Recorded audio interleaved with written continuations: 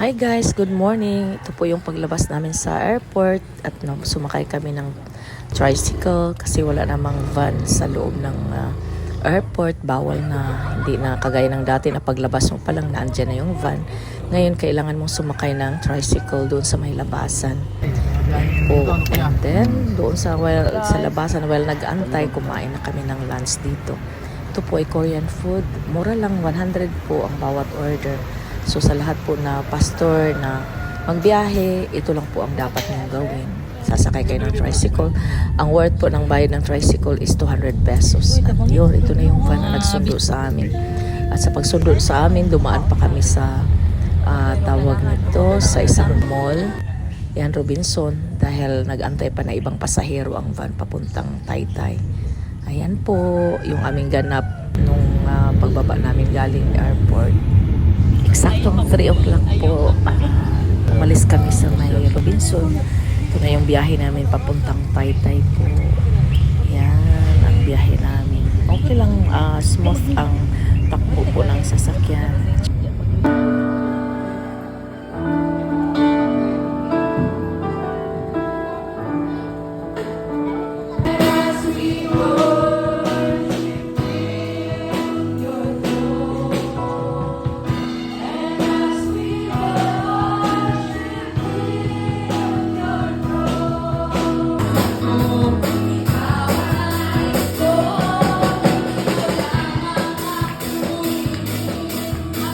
Ikaw ang haring nagmahal ng tulad ko.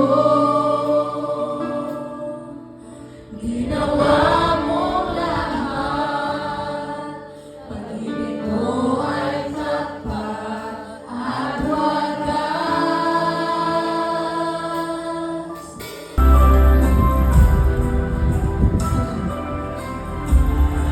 I'm in rest for my soul. You're God and I'm be still and know. Leyte, pababa ng Mindanao, papunta ng Caraga region. Caraga ba yung tawag doon? Yes. Davao Oriental, ano? Sa mayroon pong mga kasal na pinuntahan at ang lalayo po ng mga lugar na yon. At parang kinabukasan, nag-travel sila pa uwi ng dito sa amin, sa Surigao. Direct sila diretso ng Cebu. saan ba kayo sakay? Surigao. Sa Surigao kayo. Surigao sila nagsakay ng barko papuntang Cebu. Natulog isang gabi, kinabukasan, biyahe naman papuntang Palawan. At salamat sa kalakasan. Yes, pinagkaloob sa amen. ating Panginoon. Thank you, Lord. Dahil talagang pong napakabuti po ng ating buhay ng Diyos. Kaya kagabi po nag-usap kami ni Bishop na siya po ngayon ang magbahagi sa atin ng salita ng Diyos. Kasi inisip ko po na matuloy ako sa Biton. Pero kahit na hindi ako matuloy, talagang siya po yung tatayo. Bilang tatay, no, ng ating pong organisasyon, let's welcome po Bishop Mike Marshall, Mike Ugang sa umaga pong ito. Hallelujah.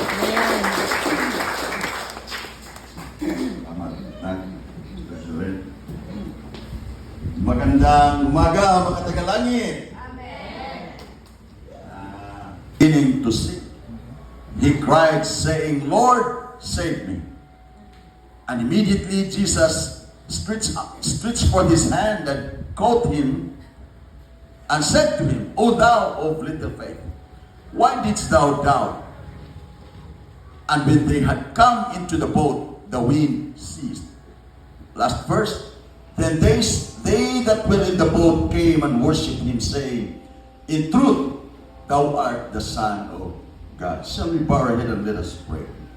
Our most precious, loving Heavenly Father, what a great day indeed to be awakened for another day by your grace and your mercy.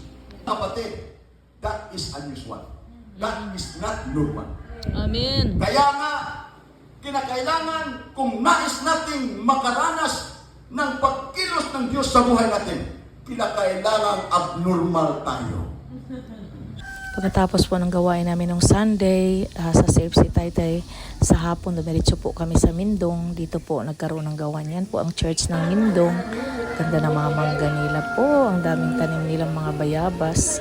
Ayan po, peaceful kayo na lugar. Ang lugar ng Mindong. Ito po yung church nila.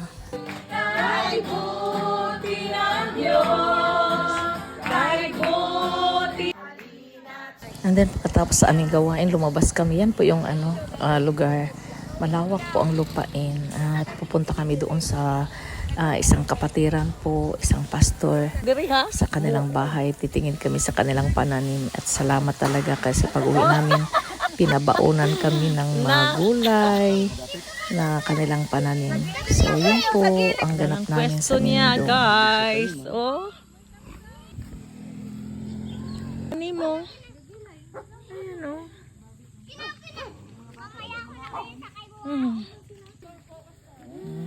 Tingnan nyo, guys. Tanong niya, oh. Daming bunga. May tanim ka rin dito? Ng mga dahon. Kaninong anak?